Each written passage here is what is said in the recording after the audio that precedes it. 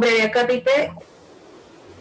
La información que se va a brindar a continuación básicamente tiene fines académicos solamente y es producto de revisiones bibliográficas. Lo que vamos a ver el día de hoy es un poco recordar lo general del laboratorio. Vamos a hablar un poco acerca de algunas características que es necesario recordar. Y vamos a hablar también acerca de la COVID-19. Vamos a dar una breve introducción acerca de la enfermedad en aproximadamente 10 diapositivas para poder ya entrar en lo que es bioseguridad en el laboratorio y criterios para el envío y transporte de muestras para el diagnóstico de COVID-19. Bien, comenzamos con la parte del laboratorio. El laboratorio clínico corresponde a la estructura física para la realización de exámenes de laboratorio. También se le conoce o forma parte de lo que es el laboratorio clínico la práctica médica conocida como patología clínica y bueno, la medicina de laboratorio. La principal actividad del laboratorio clínico es la evaluación de los especímenes biológicos, ¿no? Por medio de pruebas de laboratorio, que tienen como finalidad contribuir con el diagnóstico, apartar las enfermedades, establecer el periodo de la patología, el pronóstico, acompañar a la eficiencia terapéutica y verificar la presencia de factores de riesgo de daño a la salud humana.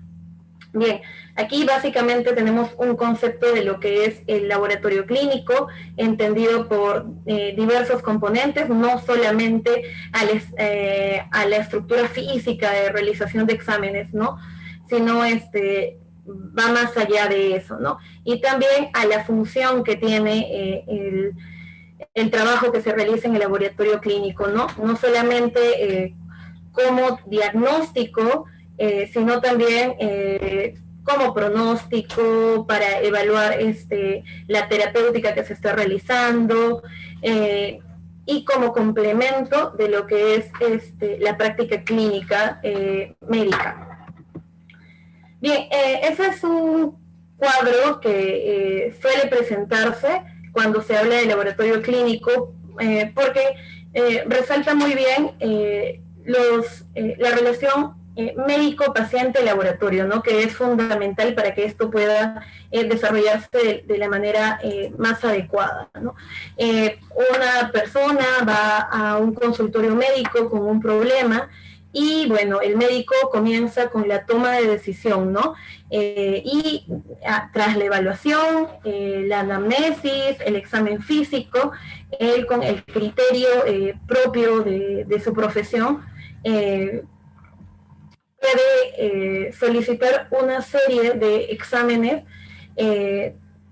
no solamente de laboratorio, sino también de imágenes, entre otros tipos de exámenes a los que él pueda recurrir como apoyo diagnóstico o para conocer quizás el estado basal del paciente dependiendo de los objetivos que él tenga y que haya identificado necesarios en la consulta médica.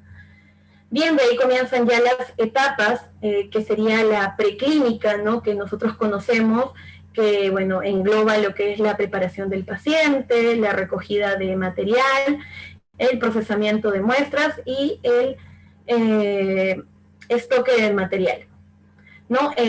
Todo eso como parte de lo que es el preanálisis, ¿no? Lo que se conoce como análisis compete a lo que es la realización del examen y a la obtención del resultado, ¿no?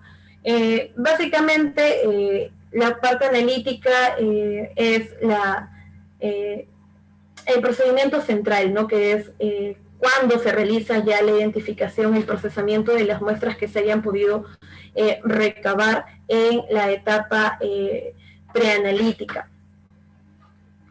Y la postanalítica ya compete lo que son cálculos eventuales, registro del resultado, análisis de la consistencia del resultado y expedición del resultado, ¿no? Que siempre tiene que estar avalado por el profesional que lo haya realizado. Nosotros sabemos la importancia que tiene que un profesional suficientemente capacitado pueda realizar ese tipo de análisis, ¿no? Dependiendo de las especializaciones que tenga y dependiendo de la preparación que tenga, ¿no? Ahora, posterior a la etapa post-analítica viene lo que es la evaluación de resultados, ¿no? Y aquí va a haber el análisis crítico del resultado por parte del médico y la liberación del resultado final. Ahora bien, vemos aquí cómo se hace un engranaje perfecto entre la función del médico, la existencia del paciente y la función del laboratorio, ¿no? Visto desde un punto bastante amplio en el cual se engloba a todo el personal que colabora, no solamente para el procesamiento, para el análisis de la muestra, sino también para las diversas etapas, como la etapa preanalítica y la etapa postanalítica. Bien, los resultados de los análisis de laboratorio son responsables de por lo menos 65-75% de las informaciones que lleva el médico a tomar la decisión, según estos autores. Surgió la necesidad, dada la importancia que tienen los exámenes clínicos ahora, surgió la necesidad de incorporar lo que son conceptos de calidad, ¿no? En todas las etapas, tanto en la etapa preanalítica, analítica como postanalítica, ¿no? Y eso tiene que ver mucho con que, bueno, si el laboratorio cumple un rol tan importante en lo que es la decisión que el médico va a tomar más adelante, un error durante la etapa preanalítica, analítica o posanalítica podría llevar al médico a tener una mala conclusión que lo llevaría a básicamente dar un tratamiento un manejo inadecuado y bueno, la persona que principalmente se vería afectada sería el paciente, el usuario, ¿no? Entonces, es por esto que se identifican los errores frecuentes que ocurren en las diferentes fases para poder solucionarlos y evitarlos. En lo que es la fase preanalítica, es de todo este 65 y 75%, es el 46 a 68%, ¿no? Es la etapa donde más errores suelen cometerse, ¿no? Y ¿cuáles son los errores que suelen cometerse aquí? Uno es el tiempo de ayuno, suele estar alterado, quizás no se le informó bien al paciente o el paciente no lo tomó en serio, entonces, bueno, ahí suelen haber errores. También lo que se conoce como éstasis venosa prolongada, flebotomía inadecuada, exigencia incorrecta, pérdida de exigencia, transporte inadecuado, identificación incorrecta del paciente, mala interpretación de la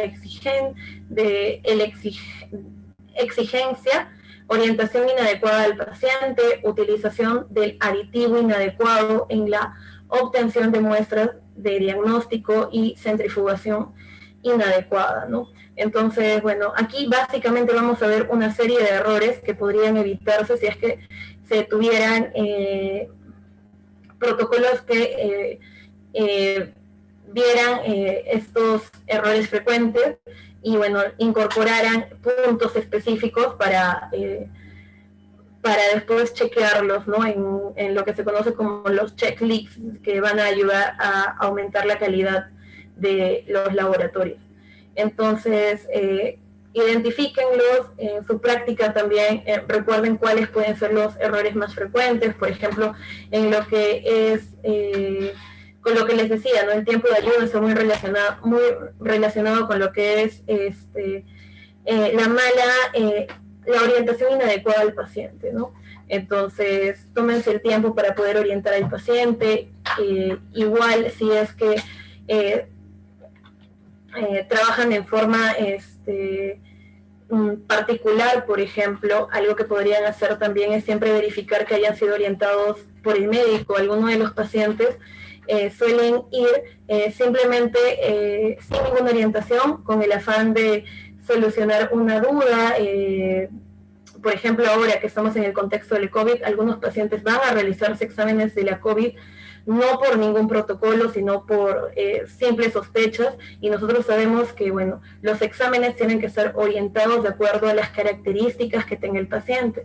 Si no se orientan de acuerdo a las características que tenga el paciente, el examen probablemente pueda arrojar lo que se conoce como falsos positivos o falsos negativos, ¿no? Entonces, si nosotros estamos identificando que ello ocurre, o orientar al paciente, ¿no? Para que, bueno, los errores aquí disminuyan. Ahora, los errores en la fase analítica suelen estar en un porcentaje de 7 a 13%, ¿no? Y dentro de lo que compete en ellos se encuentra el defecto en el equipamiento, la pérdida de la muestra, el cambio de la identificación de la muestra y la contaminación entre las muestras, ¿no? Que lamentablemente, bueno, tiene un porcentaje considerable, ¿no? O sea, si ustedes se ponen a pensar, ya un 7% es bastante significativo y podría evitarse con correctos protocolos, ¿no? Por ejemplo, lo que es el cambio de la identificación de una muestra es definitivamente evitable. Y lo que compete a la fase post-analítica, ahí se da el 19 al 47% de los errores. Pérdida de resultados, tenemos aquí interpretación incorrecta, error en la transcripción del resultado, inestabilidad del sistema de información del laboratorio y tiempo de liberación del resultado arriba de lo especificado, ¿no? Que es algo que lamentablemente ocurre frecuentemente dada la saturación que tienen en los laboratorios, especialmente cuando hablamos de redes prestacionales como el Ministerio de Salud o el propio Salud, ¿no? Que a veces tiene sobrecarga de exámenes de laboratorio y, bueno, en algunos momentos podría demorarse, ¿no? Entonces, bueno, esas son las fases, les muestro, eso es lo que les quería mencionar antes de empezar a hablar de la COVID, para que recordemos un poco de conceptos generales de laboratorio. Ahora sí, hablando ya de la COVID, vamos a hacer una breve introducción acerca de lo que es la enfermedad. Aproximadamente 10 diapositivas para que nos orientemos de forma adecuada. Sabemos que hay un virus que está ocasionando ahora la pandemia. Ese virus se denomina SARS-CoV-2. Pertenece a una gran familia conocida como coronavirus. Dentro de esa familia de virus, de los coronavirus, existen diversos subgrupos. Tenemos a los alfa coronavirus, beta coronavirus, gamma coronavirus, entre otros. Los alfa coronavirus, uno de los integrantes de los beta coronavirus, perdón, es el SARS-CoV-2.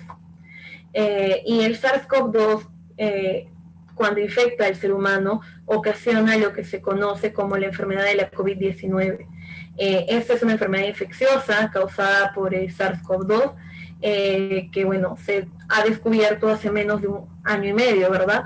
Y que, bueno, en realidad causa un cuadro muy diverso, ¿no? Dependiendo de la persona que es infectada, puede haber incluso una condición asintomática o una enfermedad grave que podría llevarlo a la muerte, ¿no? Entonces, eso es lo que sabemos hasta ahora de la COVID-19. Hablemos un poquito acerca de cómo se da la transmisión. Sabemos que es un virus que se transmite, ¿no? De persona a persona por aerosoles. Ampliemos un poquito esto, ¿no? El COVID se propaga cuando una persona infectada exhala gotitas o partículas respiratorias muy pequeñas que contienen el virus. Estas gotitas o partículas respiratorias pueden ser inhaladas por otras personas o depositarse sobre sus ojos, nariz o boca. Y acá damos una diferencia, ¿no? Lo que son gotas respiratorias tienen mayor peso, a diferencia de lo que son otro tipo de partículas respiratorias que podrían tener menos peso y podrían quedarse suspendidas en el ambiente, ¿no? En algunas circunstancias pueden contaminar las superficies también cuando es que la persona no está usando la protección correcta. Quienes están a menos de 6 pies, nos dice la CDC, el equivalente en metros sería 1.83 metros de distancia de una persona infectada, tienen mayor probabilidad de infectarse, ¿no? Es por eso que se dan precisamente las formas de prevención de esta enfermedad, ¿no? Que es establecer una distancia mayor a 2 metros, solamente salir con mascarillas, ahora el uso de la doble mascarilla o incluso del protector facial, entre otros recursos que se van a dar basados exactamente, basados en esto, ¿no? En la forma de transmisión. Entonces la CDC también nos recalca las tres formas en las cuales una persona suele infectarse, ¿no? Uno, al inhalar, estando cerca de una persona infectada que exhala gotitas y partículas respiratorias que contienen el virus. Como les mencioné, no solamente las gotas respiratorias pueden llegar a contagiar a una persona, sino también otro tipo de partículas respiratorias que se van a denominar aerosoles, ¿no? Que van a quedar suspendidas en el ambiente, especialmente en los ambientes cerrados, ¿no? Es por eso que otra forma de prevención de la COVID-19 es precisamente abrir los espacios cerrados, ventilarlos para que el aire fluya y no haya esta permanencia, ¿no? De los aerosoles, porque más allá de que los aerosoles se quedan suspendidos en el ambiente, es decir, permanecen más tiempo en el ambiente, también pueden viajar más distancias, ¿no? Precisamente por el mismo peso molecular que tienen, suelen ser más fácil de expandirse en un ambiente cerrado, ¿no? Entonces, es parte de lo que tenemos que hacer también, abrir los espacios cerrados o evitar los lugares que tengan espacios cerrados o que sean muy concurridos.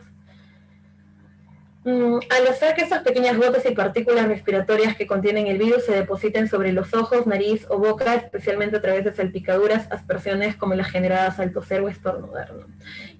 Vemos el día a día que las personas suelen hacer mal uso de lo que son el equipo de protección personal, las mascarillas, ¿no? Entonces, en algunas ocasiones ellos suelen, precisamente cuando van a toser, estornudar, bajarse la mascarilla y dispersan, ¿no? Si hay una persona cerca, lo que puede ocasionar es que no solamente la persona esté expuesta si es que no tiene la mascarilla, ¿no? Porque sabemos que la mascarilla cubre mucosa nasal y mucosa oral.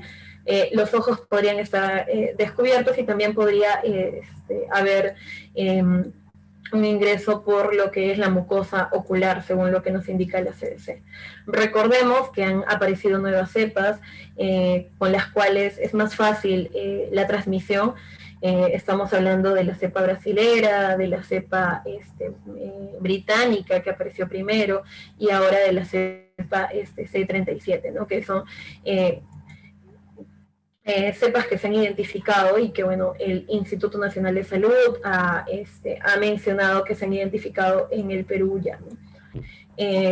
También cuando una superficie está contaminada y se ha depositado carga viral sobre los objetos y una persona coge el objeto y con su mano lleva hacia las mucosas de los ojos, de la nariz o de la boca, ¿no? De esa forma también se puede contagiar, ¿no? Entonces, aquí tenemos parte del sustento de por qué la persona que va a tomar la muestra, por ejemplo, tiene que utilizar el equipo de protección personal que tiene que usar, y también tenemos el por qué tiene que haber una desinfección post toma de muestra, en el manejo de la muestra, ¿no?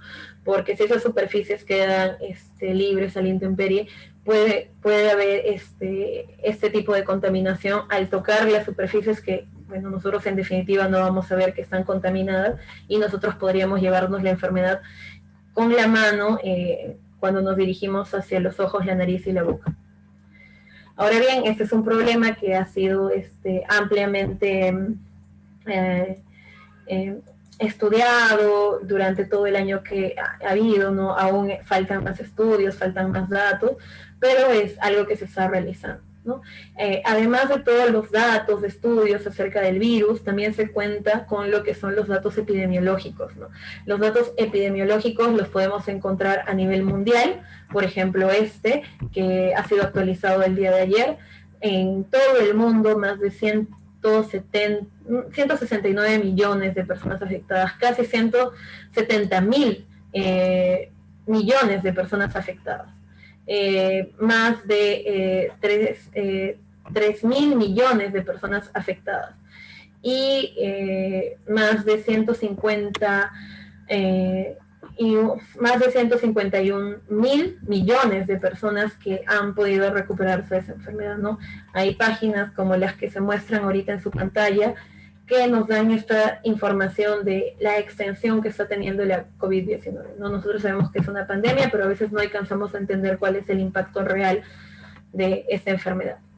Bien, solamente para el día 26 de mayo del presente año, en las últimas 24 horas han habido más de 2.227 casos confirmados, ¿no? En definitiva, está habiendo una disminución del número de casos a comparación con otros días. Sin embargo, todavía es necesario mantener las medidas de bioseguridad porque no se establece una seguridad adecuada, ¿no? No solamente para la población en general, sino también para el personal de salud, evidentemente, ¿no? Principalmente, diría yo. En el día 26, además, se cuentan con los datos de que 96 personas salieron de alta y que 182 personas fallecieron, lamentablemente, ¿no?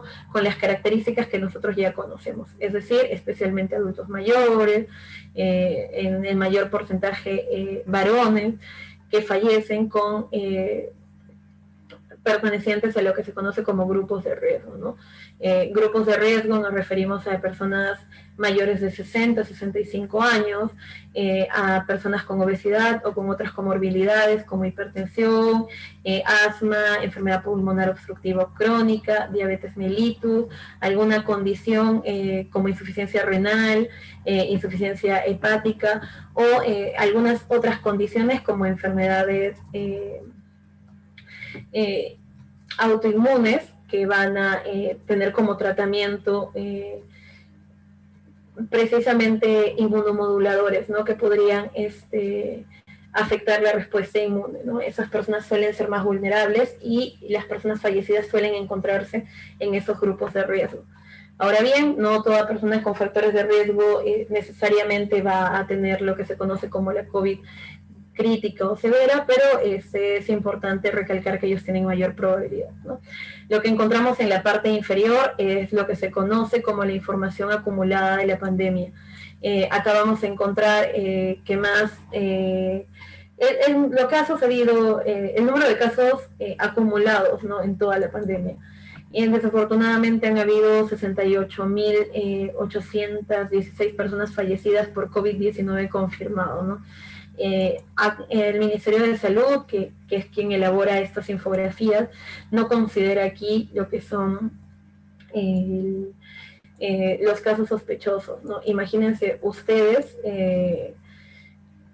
la cantidad de personas que podrían, si es que incluyéramos a los casos sospechosos, ¿no? Aquí es otro cuadro que lo explicaré sencillamente como fuente del CINADEF. Esta fuente incluye también lo que son casos sospechosos. Este es un cuadro que reúne los datos de defunciones totales diarias en la ciudad de Lima y Callao, ¿no? Acá vemos cómo antes de la aparición del COVID se manejaban aproximadamente 100 muertes diarias en Lima y Callao, ¿no? Sin considerar muertes violentas. Y como vemos que es notorio el incremento del número de muertes a partir de la aparición de los primeros casos de COVID-19 hasta cuando ya, bueno, se extendió a lo largo de todo nuestro territorio, ¿no? Vemos que nosotros aproximadamente en octubre del año pasado pudimos salir de lo que se conoció como la primera ola y, bueno, a partir de los primeros meses del año volvimos a entrar en lo que se conoce como una segunda ola, ¿no? Que desafortunadamente llegamos a tener niveles más altos en el número no solo de contagios, sino también en el número de funciones, a pesar de registrarse datos de letalidad más baja, ¿no? Por distintos factores. Pero el número de muertos sí se vio incrementado, como ustedes pueden ver aquí, por lo menos en lo que es Lima y Callao, bueno, que en realidad se repite en lo que es todo el territorio peruano. Afortunadamente ahora nos encontramos aquí, estamos saliendo de lo que es una segunda ola, pero cabe resaltar que, bueno, si nosotros seguimos el comportamiento que han tenido estas curvas en otros países, no deberíamos de bajar la guardia, especialmente con el surgimiento de las nuevas cepas, ¿no? El ministro ha indicado que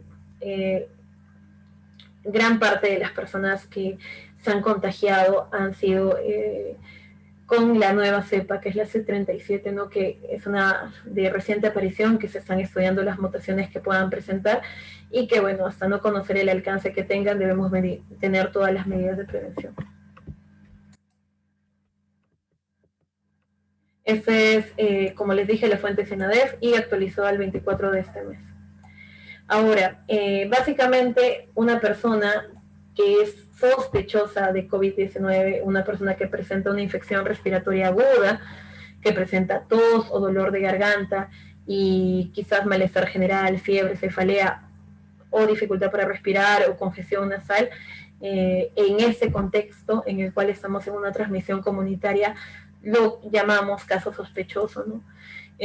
Especialmente cuando ha tenido lo que se conoce como un contacto directo, ¿no? Y un contacto directo es cuando según la alerta epidemiológica, la alerta epidemiológica número 19, publicada el año pasado, indicaba que una persona se le consideraba contacto directo cuando había compartido el mismo ambiente con un caso confirmado por infección de COVID-19 a una distancia menor de 2 metros.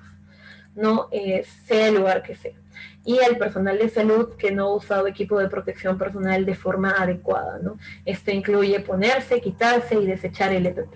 Sí, y ha estado evaluando a un paciente de COVID-19, ¿no? Entonces aquí también podría estar el personal de laboratorio que maneja los casos sospechosos y que posteriormente se confirman con las tomas de muestras y que no utilizan de forma adecuada el equipo de protección personal.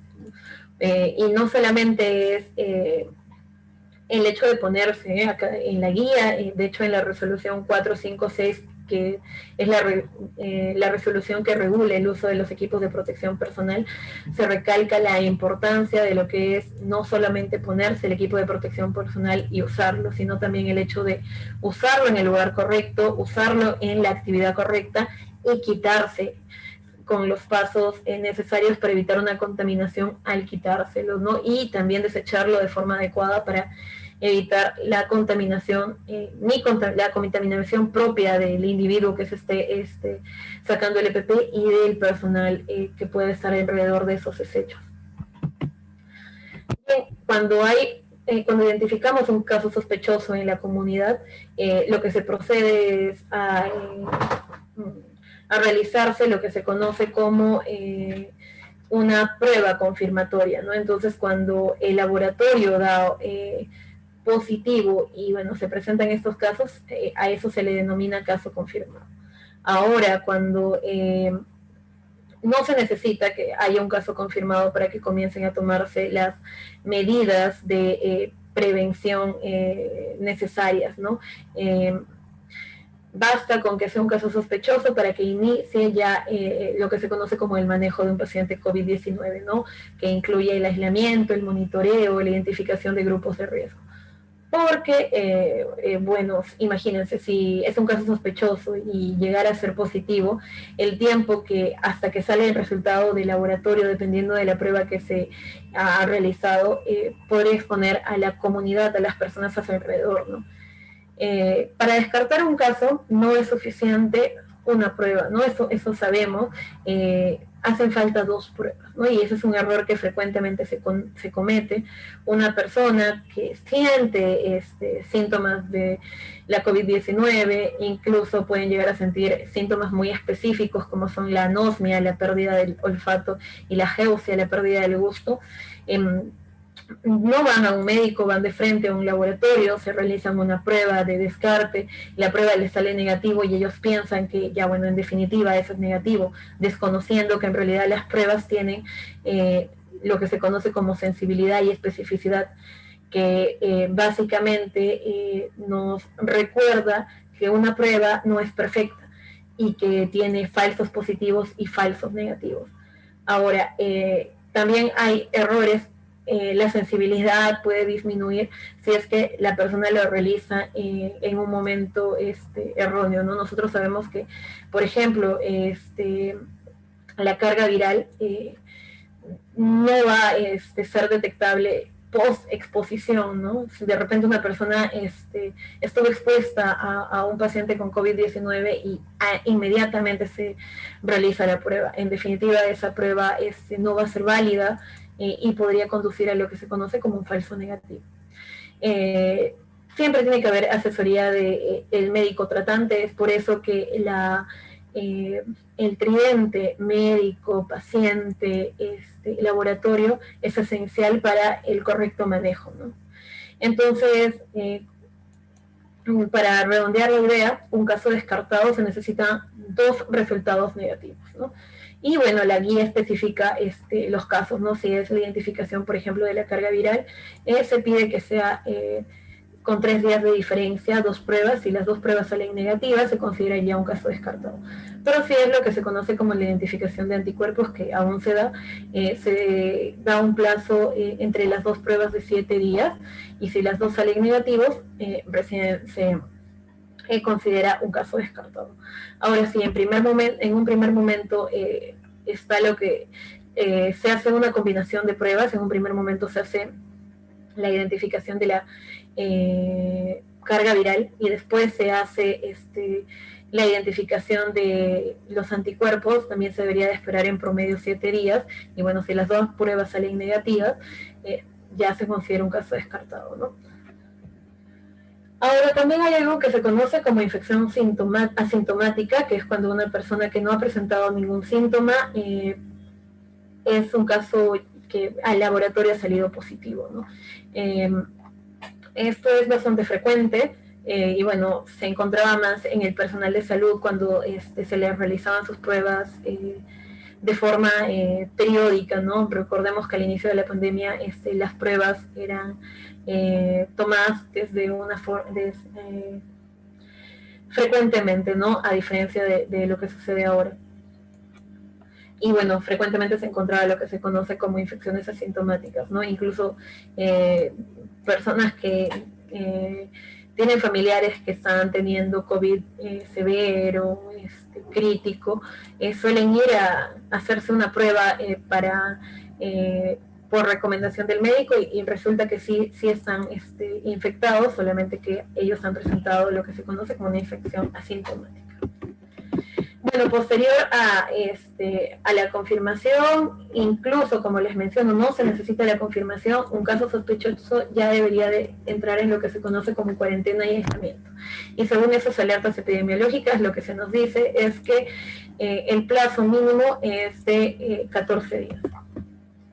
Y precisamente es 14 días porque los síntomas de la COVID-19 pueden aparecer de 2 a 14 días, ¿no? Después de la exposición del virus. Entonces no basta con guardar simplemente pocos días después de una posible exposición, ¿no? Se tiene que guardar las 2 semanas para que no haya porque los síntomas podrían aparecer después. Ahora, es cierto, ¿no? Los protocolos indican que si ya hay aparición de síntomas, no necesariamente, y si son síntomas leves, y bueno, por monitoreo se está viendo que la enfermedad ya se está saliendo de la enfermedad, no necesariamente tienen que las personas llevar un aislamiento de 14 días, ¿no? Eso va a variar según la evaluación del médico que toma las decisiones basadas en la evidencia actual. Acá encontramos los síntomas de la COVID más frecuente: fiebre, escalofríos, tos, dificultad para respirar, fatiga, dolores musculares, dolor de cabeza, dolor de garganta, congestión nasal, náuseas o vómitos y diarrea, ¿no? Y los síntomas más específicos también: anosmia, que es la pérdida del olfato, y ageusia, que es la pérdida del gusto. Esas son la lista de síntomas que se presentan en la página del CDC. Sin embargo, como nosotros sabemos, En realidad, estas páginas suelen actualizarse frecuentemente, ¿no? Entonces, incluso en un apartado, en la misma página que presenta estos síntomas, se dice, esta lista no incluye todos los posibles síntomas, ¿no? Por ejemplo, acá falta lo que son las manifestaciones dermatológicas. Se ha visto un rash, por ejemplo, en la COVID-19. Ahora bien, una persona infectada puede presentar varios escenarios. Lo que se conoce como infección asintomática, que es aproximadamente un 20%, lo que se conoce como una infección leve, que es aproximadamente un 60%, lo que se conoce como una infección moderada, que es un 15%, y lo que se conoce como una infección grave o crítica, que es un 5%, ¿no? Como vemos, aquí hay un 95% de personas que en realidad van a pasar la enfermedad sin necesitar un soporte vital, ¿no? Primeros auxilios, no van a necesitar una cama en una unidad de cuidados intensivos, ¿no? Entonces, básicamente por eso es que lo que se hace al identificarse un caso sospechoso o al encontrar un caso confirmado, se tiene que ponderar lo que es el aislamiento para que no contagie a más personas a su alrededor y la infección muere ahí, y monitoreo, ¿no? Para que la persona pueda ser no solamente identificada si se encuentra en un grupo de riesgo, ¿no? De repente, si tiene síntomas moderados y se presenta en un grupo de riesgo, lo indicado es que o sea monitorizado bien de cerca por el hospital, o que incluso sea hospitalizado, ¿no? No en una unidad de cuidados intensivos en definitiva, sino en hospitalización, ¿no? Dependiendo de los síntomas que va presentando. Ese es un cuadro que se presenta en las páginas de la Organización Mundial de la Salud, donde divide lo que se conoce como COVID no severo, severo y crítico, ¿no? Entonces es una distinción entre ese 5%, ese es el 5%, ¿no? El severo y el crítico. Y bueno, ¿qué es la traducción? Una forma grave es cuando se presentan síntomas de neumonía, fiebre, tos, disnea, respiración acelerada, ¿no? Y uno de los siguientes puntos: frecuencia respiratoria mayor de 30 ventilaciones por minuto, esfuerzo respiratorio considerable o saturación de oxígeno de la hemoglobina durante la respiración del aire atmosférico menor a 90%, ¿no? Que es lo que nos indica acá. Además, en niños se tiene que evaluar evidentemente de acuerdo a los rangos que ellos manejen, ¿no? Esto de mayor de 30 ventilaciones por minuto es propio de los adultos. Y estado crítico se conoce cuando ya va a haber un estado de hipoxia tisular, conocido como shock séptico, o otros tipos de shock también, o cuando el paciente va a requerir soporte vital, o cuando tiene lo que se conoce como el síndrome de estrés agudo respiratorio. Ahora hablemos un poquito de las pruebas diagnósticas alrededor de la COVID-19. Permítanme 10 segundos.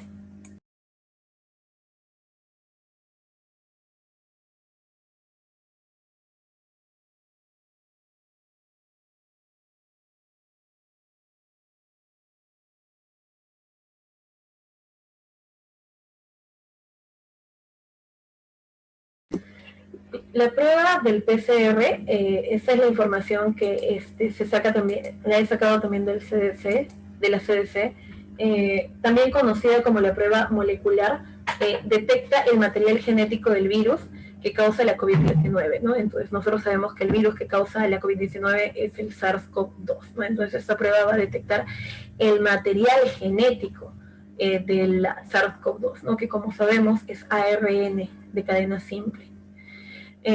Usando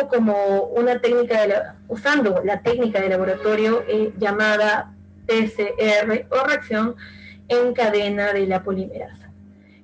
Para recolectar una muestra de fluido se va a insertar un hisopo nasal largo y se va en un orificio de la nariz, y se va a obtener lo que se conoce como exudado nasofaringio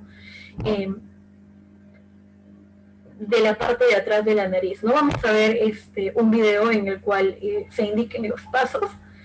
No es un video de aquí de Perú, pero es un video bastante explicativo, que incluso ha sido utilizado en algunas charlas dadas por el Centro de Telecapacitaciones del Ministerio de Salud. O se puede usar un hisopo nasal más corto, exudado, turbinado medio, para obtener la muestra. La CDC nos dice, en algunos casos se inserta un hisopo largo en la parte de atrás de la garganta, ¿no? Y a esto se le conoce como exudado orofaringio.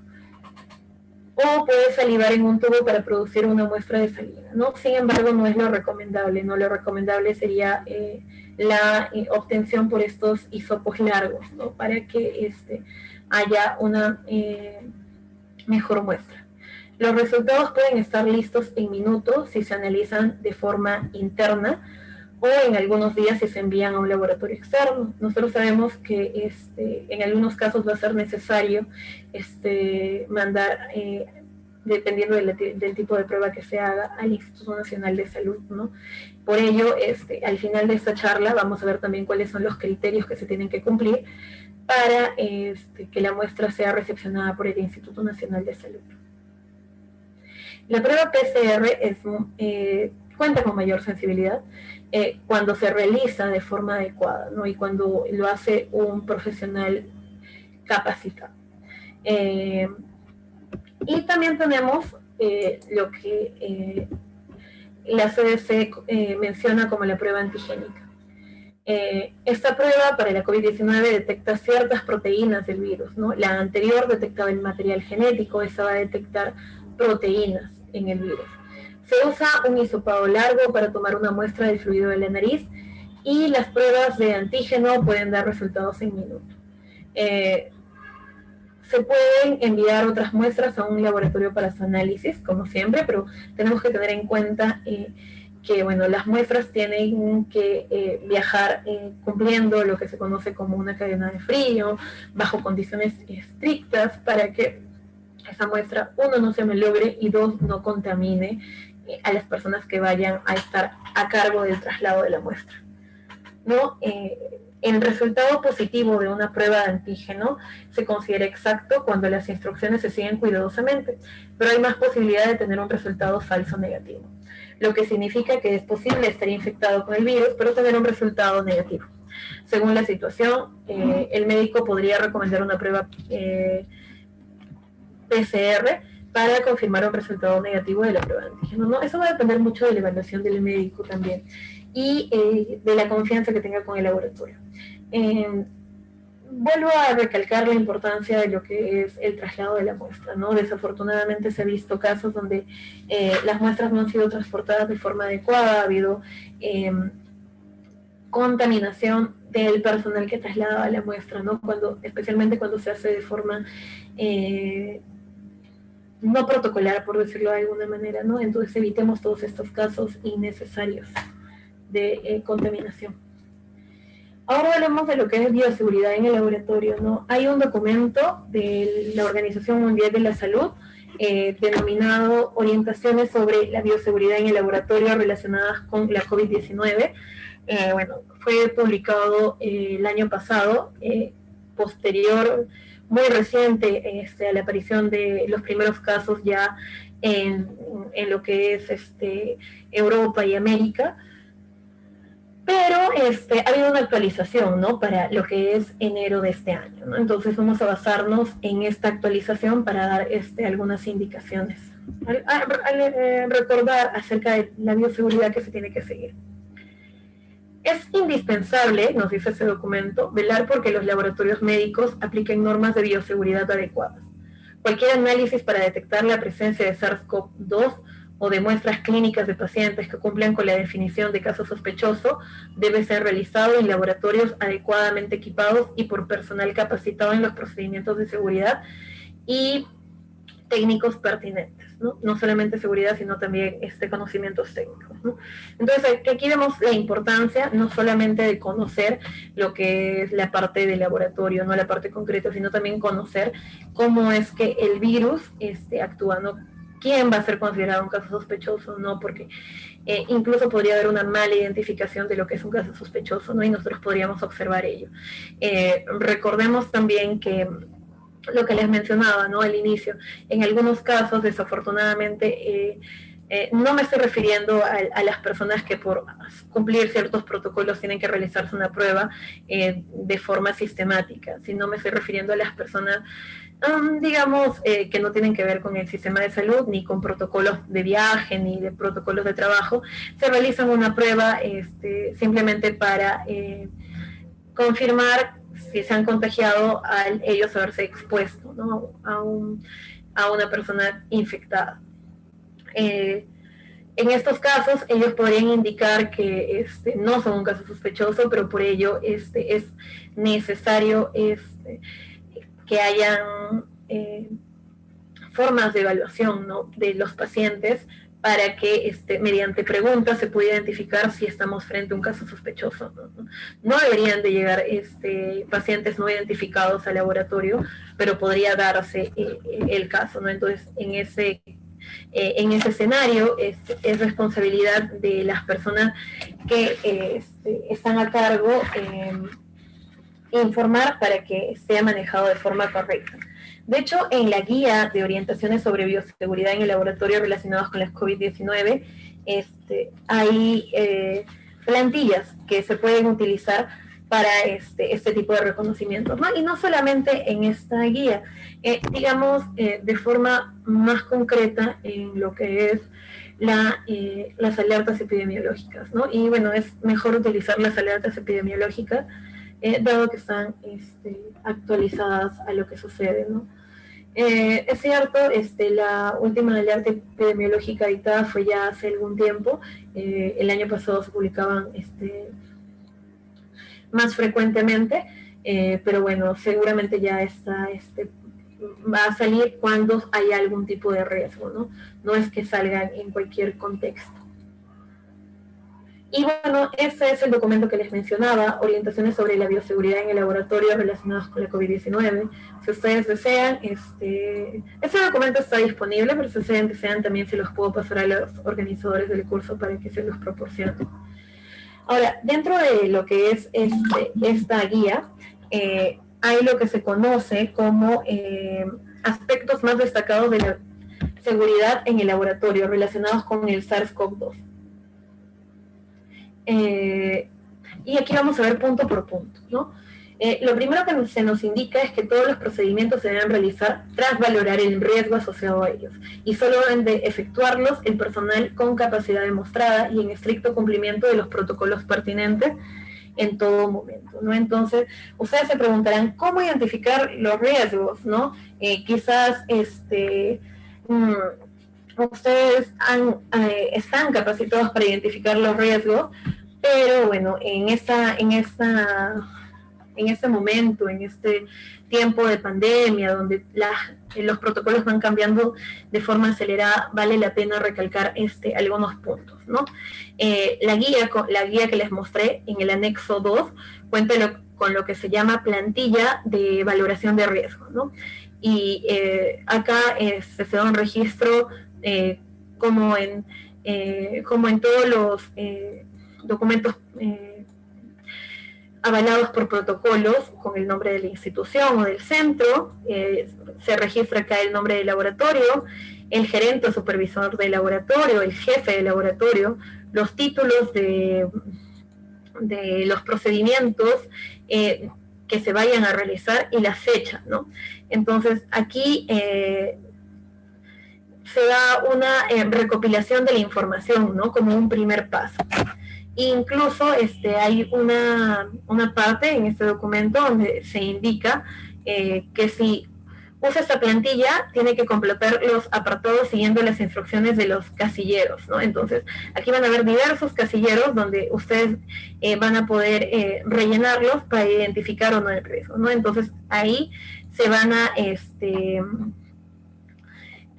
pedir descripciones de lo que son agentes biológicos y otros peligros potenciales, ¿no? ¿Y a qué se refiere esto? Por ejemplo, transmisión, dosis infecciosa, tratamiento o medidas preventivas y patogenia, ¿no? Entonces, eso es parte de lo que es la descripción de los agentes biológicos y otros peligros potenciales. Ahora, también está lo que se conoce como la descripción de los procedimientos de laboratorio que se utilizarán.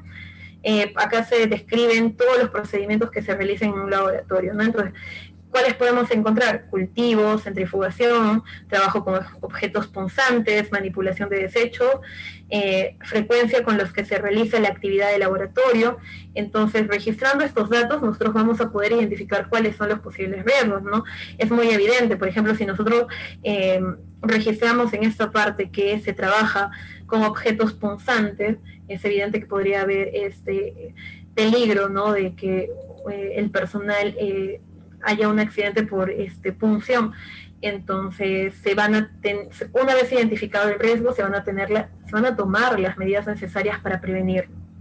Ahora, esta plantilla también va a pedir que se describan los tipos de equipo que se utilizarán, ¿no? Entonces, acá se van a describir los equipos de protección personal, las centrífugas que se puedan llegar a utilizar, los autoclaves en el caso de haber disponible, y las cámaras de seguridad biológica, ¿no? Vamos a ver un poco acerca de lo que son las cámaras de seguridad biológica, vamos a ver un poco acerca de los tipos de cámaras de seguridad biológica, y para ello vamos a utilizar las fuentes, la fuente del Instituto Nacional de Salud. También esta plantilla pide que se describa el tipo y la situación del centro donde se realice el trabajo. También se va a pedir describir los factores humanos pertinentes, ¿no? Entonces, ¿a qué se refiere eso? Competencias, capacitación, experiencia y actitud del personal, ¿no? Eso también es muy importante. Si el personal es en su mayoría inexperto, es más probable que estén expuestos a mayor cantidad de peligros, ¿no?, que haya mayor riesgo. Y también esta plantilla nos va a pedir que se describa cualquier otro factor que pueda afectar las operaciones de laboratorio. Podría ser la parte legal, cultural, socioeconómica. Entonces, todo esto tiene que ser tomado en cuenta, ¿no? Y eso en un primer paso, ¿no? Entonces, en un primer paso lo que se va a dar es la descripción de el laboratorio, ¿no?, en distintos puntos, en lo que son agentes biológicos, procedimientos, tipos del equipo que se va a utilizar, la situación del tiempo, los factores humanos pertinentes y las operaciones de laboratorio. También no solamente se va a registrar en un documento, este paso es descriptivo, es parte de lo que siempre se utiliza para la identificación de riesgos. También va a haber un paso 2 para evaluar lo que se conoce ya directamente como los riesgos, ¿no? Entonces, acá se va a pedir que se describa en qué situaciones podría ocurrir una exposición o un escape, ¿no? Entonces, planteándonos esa pregunta, vamos a poder identificar cuáles son los riesgos en los cuales podría estar inmersa una persona que labora en un laboratorio. También se va a pedir que nos cuestionemos acerca de cuál es la probabilidad de que ocurra una exposición o escape, ¿no? Entonces aquí podríamos poner probable que ocurra en un futuro próximo, posible que ocurra en un futuro próximo, muy probable que ocurra en un futuro próximo, ¿no? Entonces eso va a depender de la evaluación que se realice en el laboratorio. Entonces, con la descripción que hemos tenido, vamos a poder interpretarlo, ¿no? Entonces todo tiene que estar conectado. Y también va a pedir que nos interroguemos esta plantilla acerca de cuán graves serían las consecuencias de una exposición o un escape, ¿no? Entonces, dependiendo de en dónde se daría el escape, con qué material se daría el escape, nosotros podríamos decir que sería insignificante, moderada o grave, ¿no? Y bueno, y así vamos a poder nosotros también, en un cuadro que aparece ahí mismo en la guía, identificar actividad o procedimiento de laboratorio, identificar el riesgo, ¿no? Un riesgo inicial, si el riesgo es aceptable y la prioridad que se le debería de dar a ese riesgo. Y bueno, ese sería el paso 2, ¿no? El paso 1, la descripción; el paso 2, la evaluación de los riesgos; y el paso 3 ya es la concepción de una estrategia de control de riesgos, ¿no? No solamente debemos de quedarnos en identificarlos, en evaluarlos, sino también en hacer una estrategia para que no ocurran estos riesgos. Uno es describir las medidas requeridas para la legalización o reglamentación nacional, ¿no? Entonces, si las hay, se tienen que cumplir. Nosotros contamos con diversos documentos. Ustedes si ingresan a la página de la TCM, van a poder colocar ahí normativa COVID, ¿no? Entonces se van a encontrar con una serie de documentos y bueno, ahí se tiene que hacer una identificación de cuáles son ad hoc para el trabajo que se realiza, y dependiendo de ello ya se hace la adecuación de los protocolos de laboratorio del lugar donde se elabora a lo que exige el gobierno, ¿no? También se tienen que describir las medidas recomendadas por las directrices, políticas y estrategias, ¿no? Entonces, no solamente a nivel de gobierno, ¿no? Sino también, por ejemplo, a nivel de DIRIS, a nivel de redes prestacionales, a nivel de redes en general, van a haber indicaciones y van a haber planificaciones, ¿no? Lo que se conoce como planeamiento estratégico, planeamiento organizacional, y bueno, se tiene que cumplir con los objetivos que se planteen, ¿no? Entonces, aquí podría estar inmersa no solamente un requerimiento, sino también una solución para los problemas que se podrían presentar en la identificación de riesgos. Asimismo, este documento no solamente nos pide la descripción de los riesgos, la ¿De dónde ha venido tan feliz, señor Luchita? Le vi que se iba por arriba. La evaluación de los riesgos. Disculpe, por favor, ¿alguien tiene su micro prendido? Le pediría, por favor, que lo apague para poder continuar. Sí, segura. La selección y adopción de medidas de control de riesgo, ¿no? Entonces, aquí ya está volviendo, Dios mío. Específicas acerca de lo hace maratón. Pobre. Por favor, apague su micro. De lo que son los riesgos. Y bien, ustedes en la guía que les voy a pasar, van a poder identificar todos estos documentos, ¿no? Estos documentos es importante que los tengamos, incluso si no somos parte de la jefatura del lugar, ¿no? Porque nos permiten orientarnos, identificar los riesgos y dar posibles soluciones, ¿no? En todo caso, si no forman parte de la elaboración de estos protocolos, es bueno que estén a disposición de todos los trabajadores. Ahora,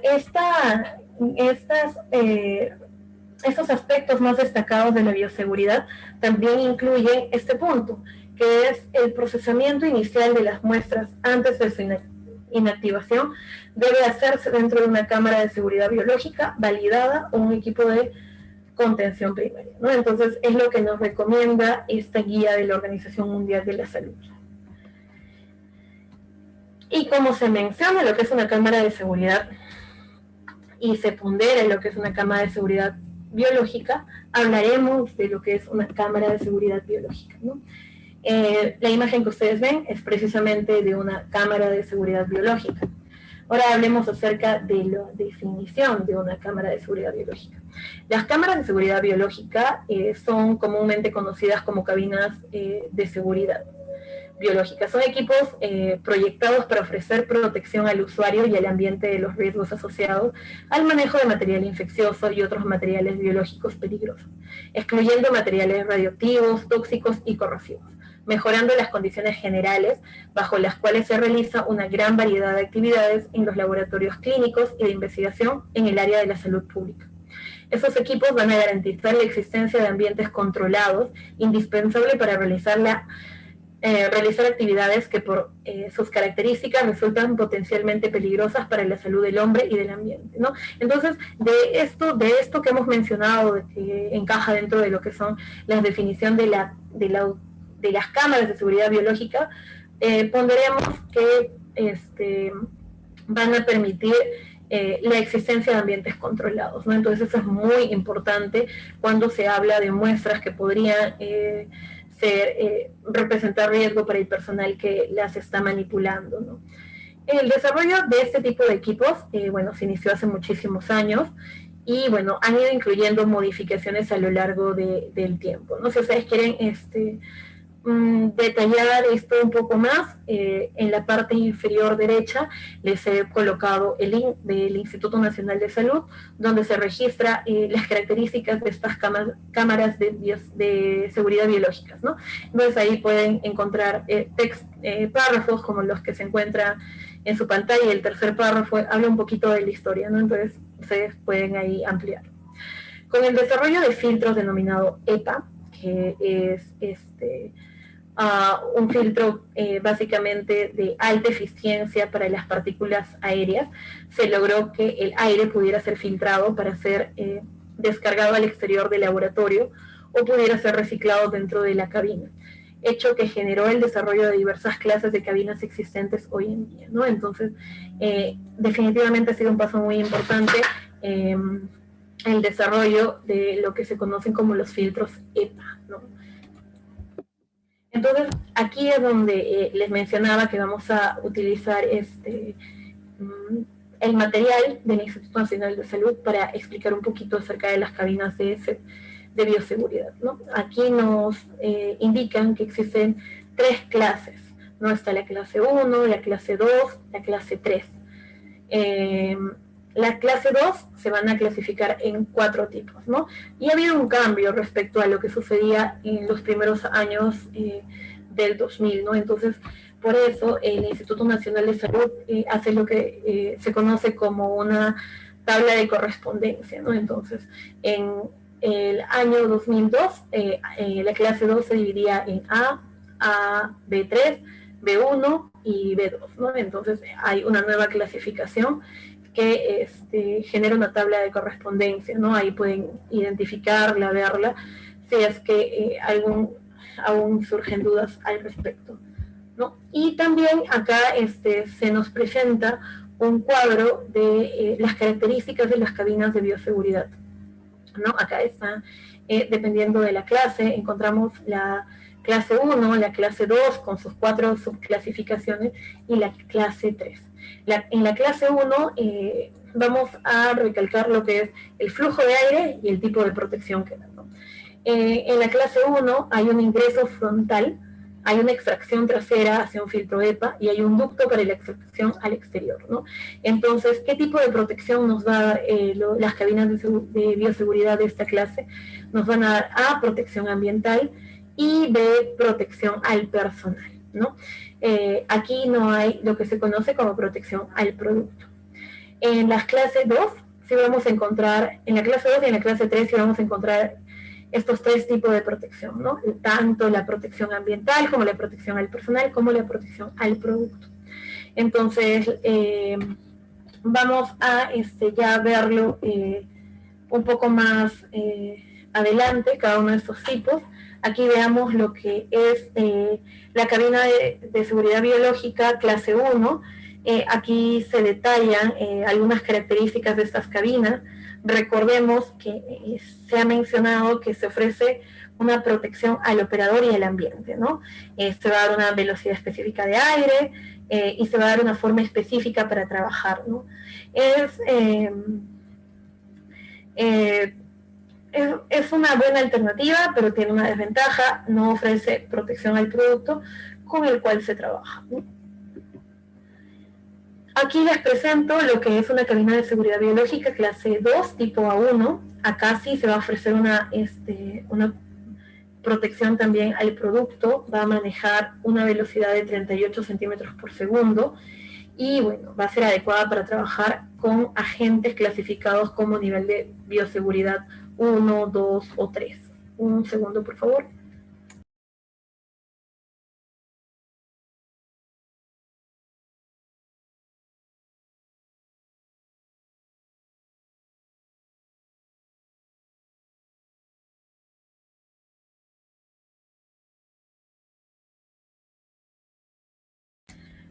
Bien, continuemos.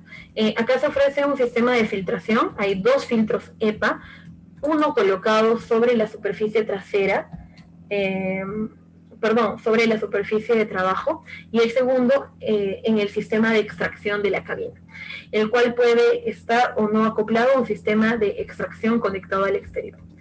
Si se acoplan al exterior, se utiliza un acople de tipo campana.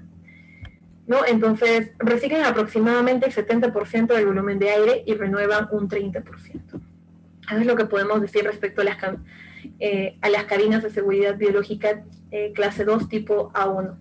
Ahora, respecto a las tipo A2, también va a ofrecer la misma protección, va a presentar otros niveles de velocidad, aquí vamos a hablar de 50.8 centímetros por segundo, es adecuada para trabajar con agentes clasificados con nivel de bioseguridad 1, 2 y 3, al igual que el anterior, y también cuenta con sistema de filtración de 2 filtros EPA. Todos los ductos biológicamente contaminados presurizados negativamente, ¿no? Se le conoce como cabina combinada. Pueden conectarse mediante un ducto y se le denomina de tipo B3, como de tipo B3, ¿no? Si carece del mismo, es un tipo A. Recicla el 70% del volumen dentro de la cabina. Aquí tenemos lo que se conoce como la de tipo B1, maneja la misma velocidad que la anterior, evidentemente el mismo tipo de protección, es adecuado para trabajar con los mismos agentes según el nivel de bioseguridad y también va a contar con 2 filtros EPA, ¿no? Extrae mediante un ducto el aire potencialmente contaminado, aproximadamente el 70%, y recicla dentro de la cabina después de filtrar el aire tomado del exterior a través de las rendijas frontales, aproximadamente un 30%. Todos los ductos biológicamente contaminados, presurizados negativamente, permiten trabajar cantidades mínimas de químicos tóxicos y radionucleicos.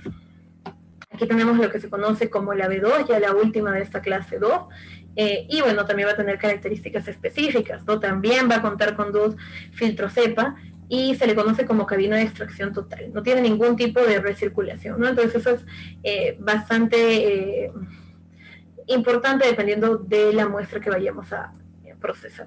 Todos los ductos biológicamente contaminados son presurizados negativamente, se dispone de ducto de extracción, permite trabajar con químicos tóxicos y radionucleicos. Y ya por último tenemos lo que es la cabina de seguridad biológica. Aquí se da la misma protección al operador, al producto y al ambiente. Cuenta también con 2 sistemas de filtro CEPA en serie de extracción y un filtro EPA en la admisión. Adecuada para trabajar con agentes clasificados con nivel de bioseguridad 4, ¿no? A diferencia de los anteriores. La cabina totalmente sellada, el ingreso de extracción de elementos se efectúa a través de una caja de paso de doble puerta. La manipulación de materiales lo realiza el investigador a través de guantes sellados en el frente de la cabina.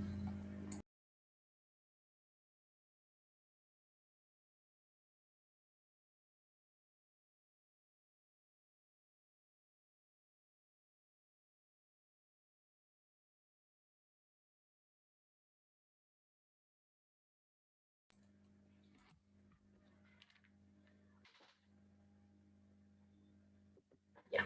Ahora hablemos un poquito acerca del uso. Un segundo.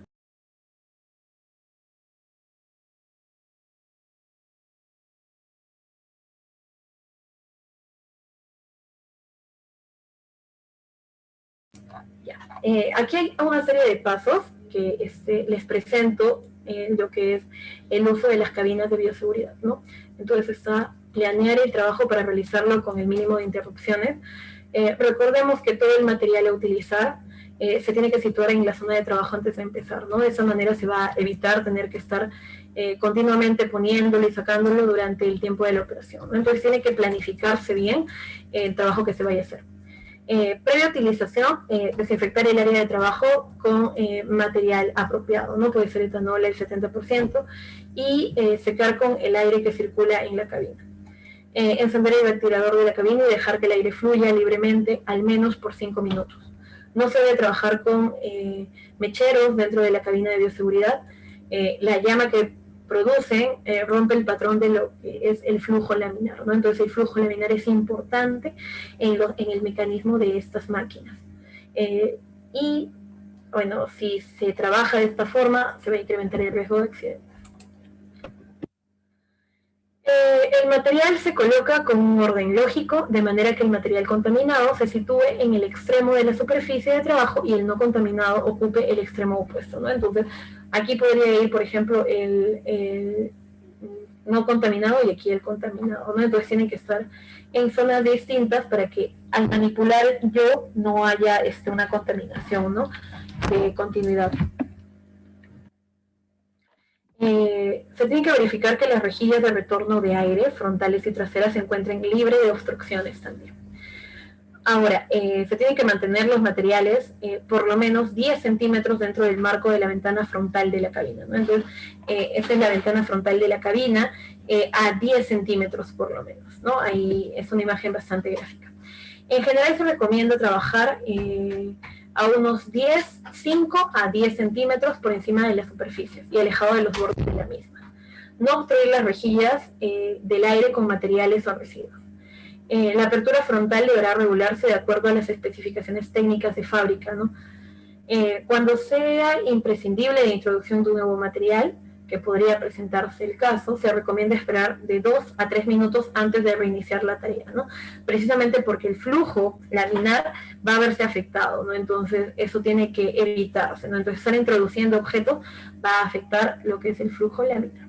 El flujo laminar se ve fácilmente alterado por las corrientes de aire ambientales provenientes de las puertas, de las ventanas, movimiento de personas y sistemas de ventilación de laboratorio, ¿no? Entonces, tiene que regularse a la máquina también, ¿no? Entonces, estos lugares tienen que hacerse en ambientes donde no se requiera precisamente utilizar lo que son las corrientes de aire ambientales o donde no haya este alcance.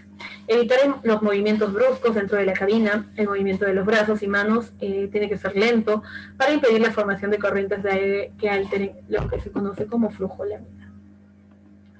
Bien, eso es todo lo que compete al aspecto número 2, ¿no? A tener en cuenta en el laboratorio relacionado con SARS-CoV-2. Ahora bien,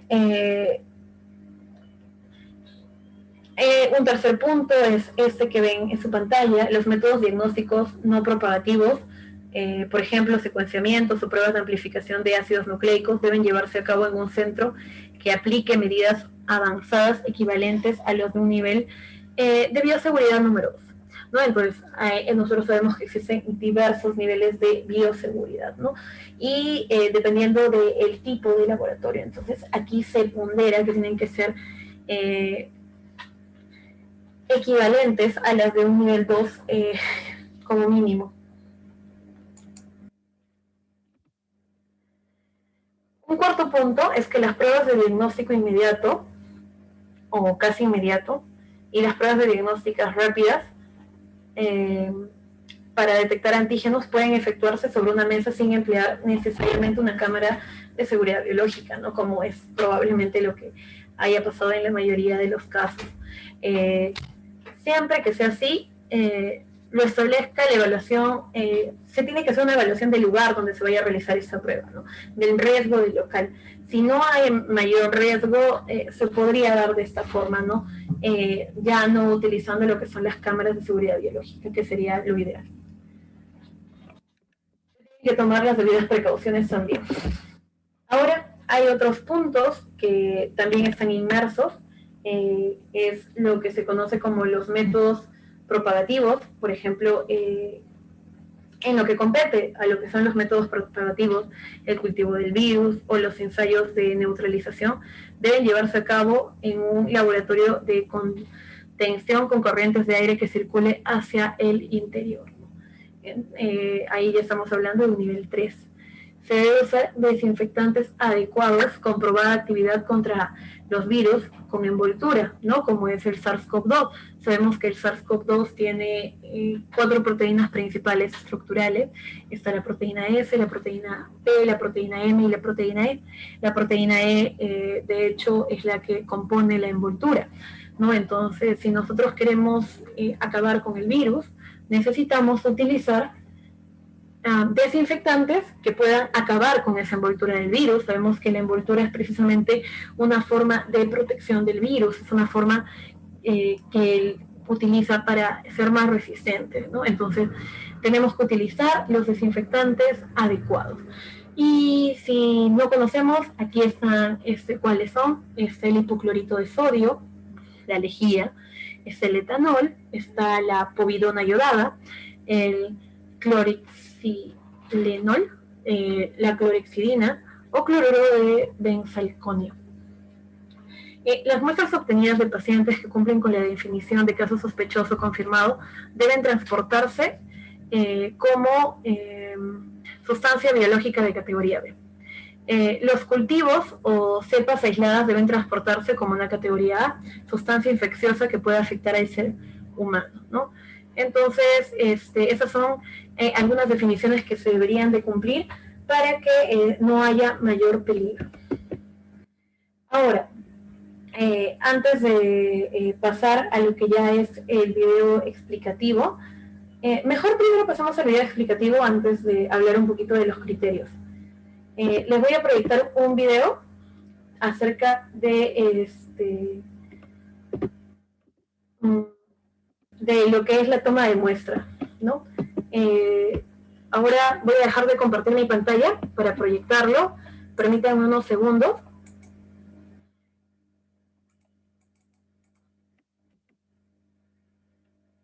Ahora lo proyecto.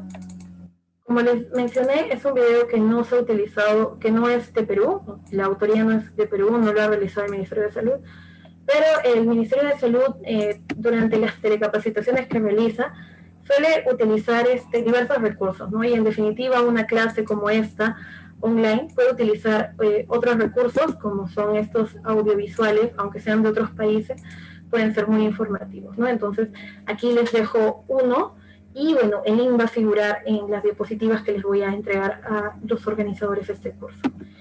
Veámoslo.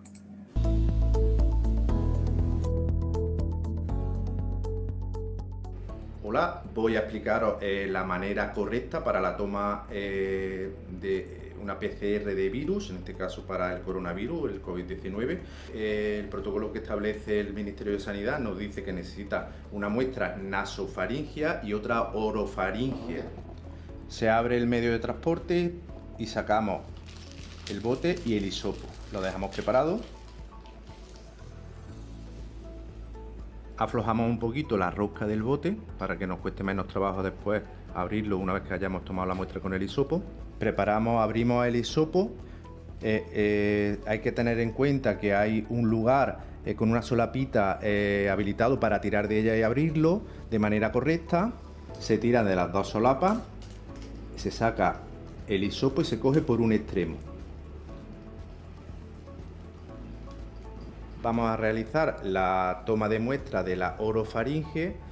Preparamos al paciente con la cabeza ligeramente inclinada hacia atrás, a la boca abierta. Se introduce el hisopo por la zona algodonosa hasta faringe. Una vez que tocamos faringe se rota durante 5 o 7 segundos. Esto es incómodo para el paciente, pero es necesario para obtener el máximo tejido epitelial posible.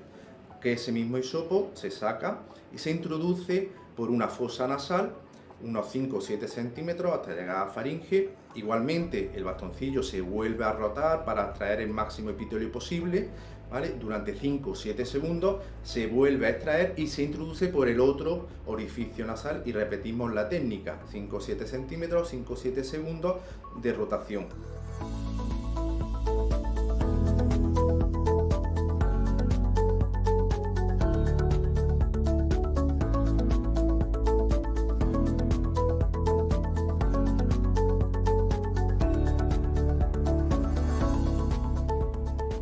Una vez obtenida la muestra, pasamos a introducirla en el medio de transporte. Se abre el bote de medio de transporte que teníamos previamente preparado, se introduce el hisopo y por la zona troquelada que tiene el hisopo se parte.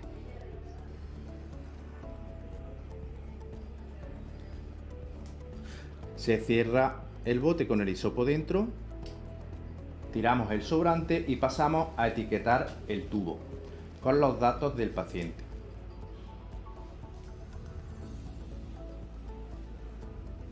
Se introduce el medio de transporte con la muestra en una bolsa de plástico transparente.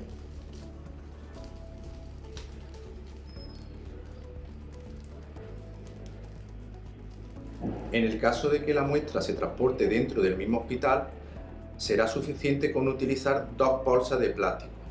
Una que introduce la compañera que toma la muestra y otra que recogerá un segundo compañero para cursarla inmediatamente después con la hoja de petición al laboratorio de microbiología.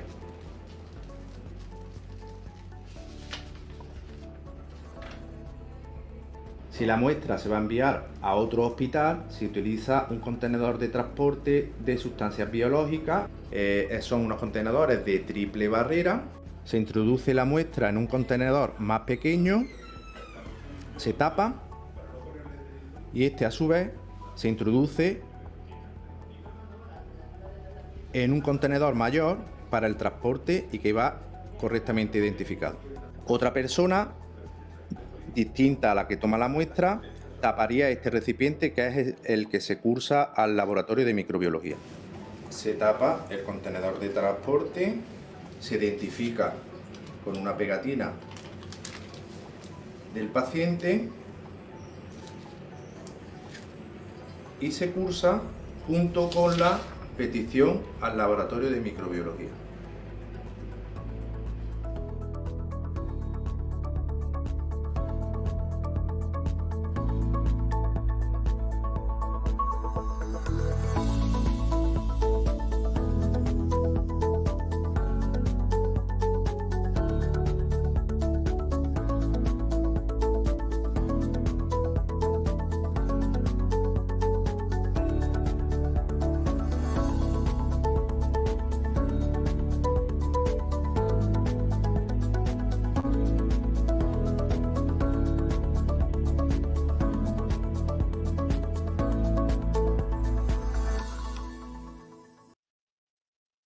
Bien, en este video se han podido ver el procedimiento de una forma más práctica, que bueno, quizás podría darse si fuera una charla presencial, pero que afortunadamente son solucionables gracias a los recursos que tenemos, ¿no? Que son los recursos audiovisuales.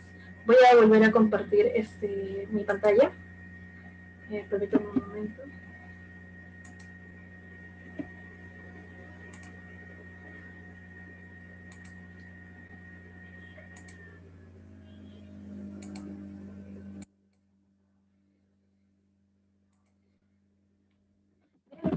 Regresemos a los puntos que han faltado para poder concluir. El Instituto Nacional de Salud, nosotros sabemos que las muestras tienen que ser enviadas allá y hay criterios para la selección, ¿no? Para el envío de estas muestras. Algunos criterios son que bueno, acá más que todo es que es lo que se tiene que anotar, ¿no? Se tiene que anotar, por ejemplo, el tipo de muestra, si es un hisopado nasal, faríngeo, ambos, el tipo de envase, medio de transporte viral, o sea, tiene que ser adecuado para que no haya un cambio, 2 hisopados con punta de dracón y poliéster y mango de plástico, es lo que se nos indica. La conservación tiene que darse en una cadena de frío de 2 a 8 grados centígrados. El transporte tiene que darse en contenedores que cumplan las medidas de bioseguridad, triple embalaje y mantener la cadena de frío. La emisión de resultados es aproximadamente en 3 a 5 días desde la recepción de la muestra en el Instituto Nacional de Salud. Bueno, sabemos que bueno, aún se siguen enviando muestras, pero se dan en estos tiempos, ¿no?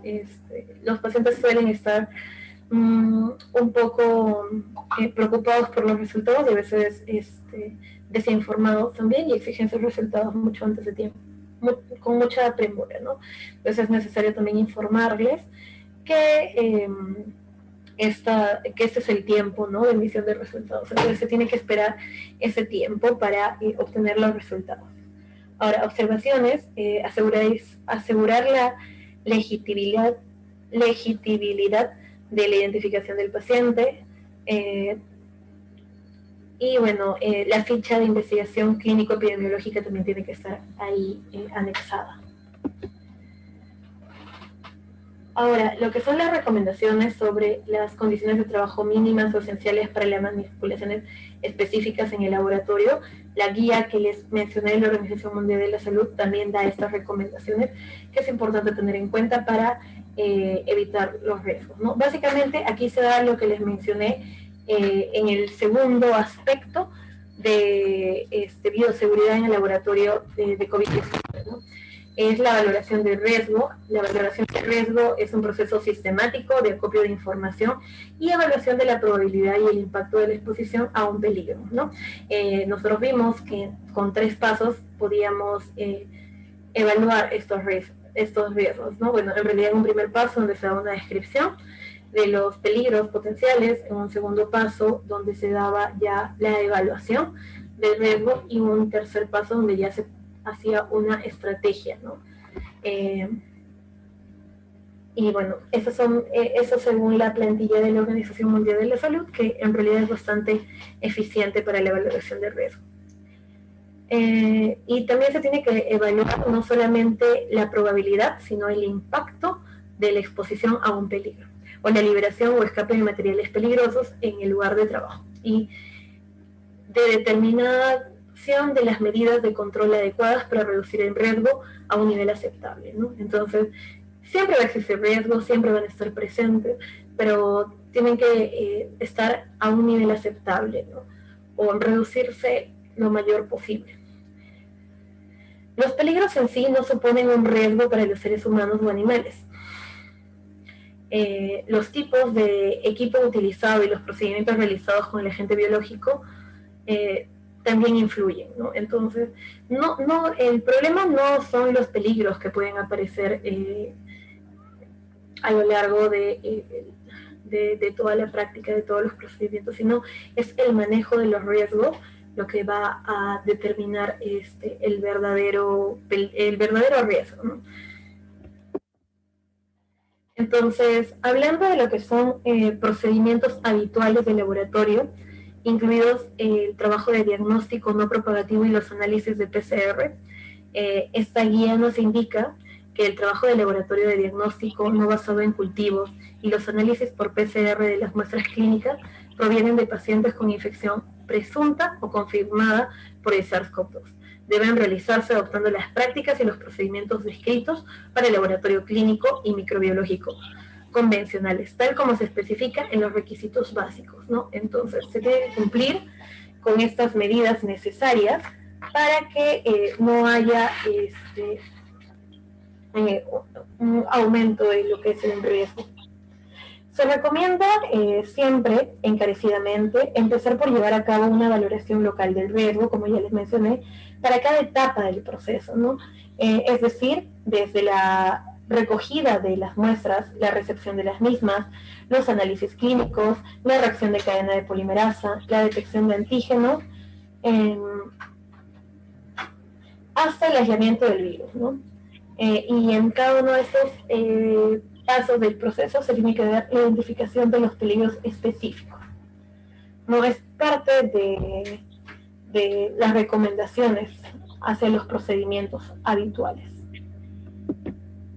Bien, eso es básicamente lo que les quería mencionar en lo que respecta a esta charla.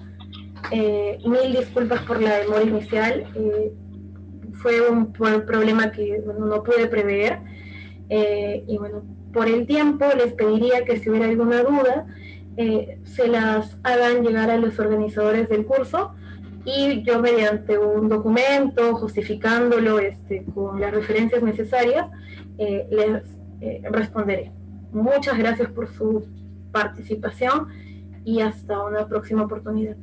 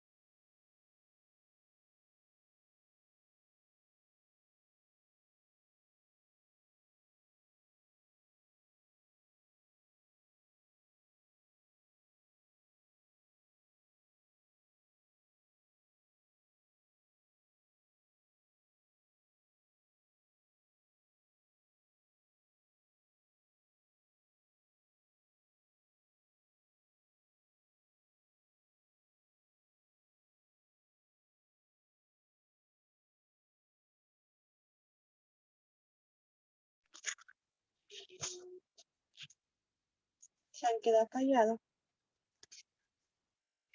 Tramita.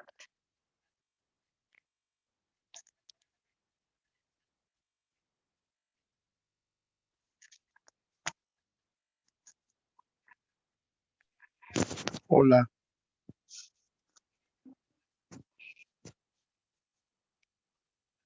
ya nadie dice nada. Hola,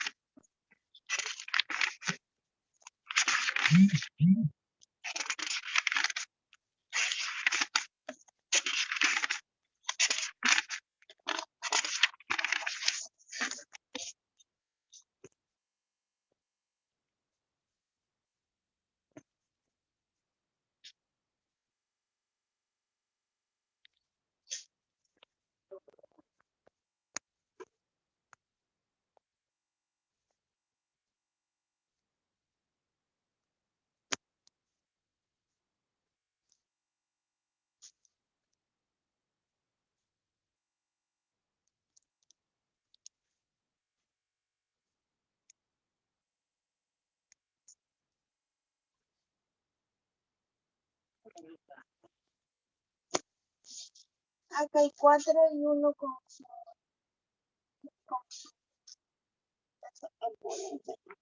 Ajá.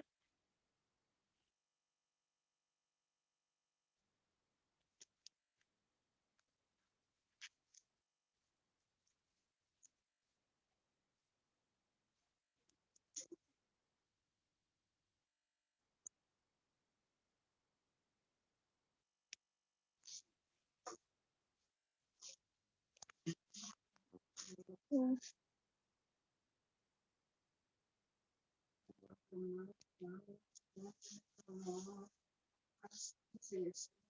está bien.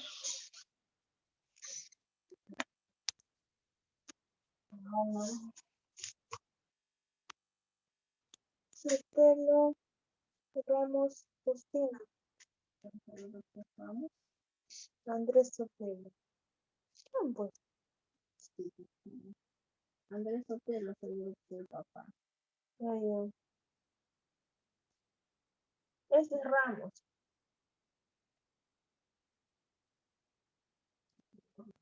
Esto. No, esa ley es nueva, pues, entra en la forma. Ah, Buenas ¿Dani noches, si tampoco tienen hay? alguna duda o consulta pueden comunicarse a través del WhatsApp y por allí se las estaremos resolviendo. El curso ha finalizado. Muchas gracias a todos.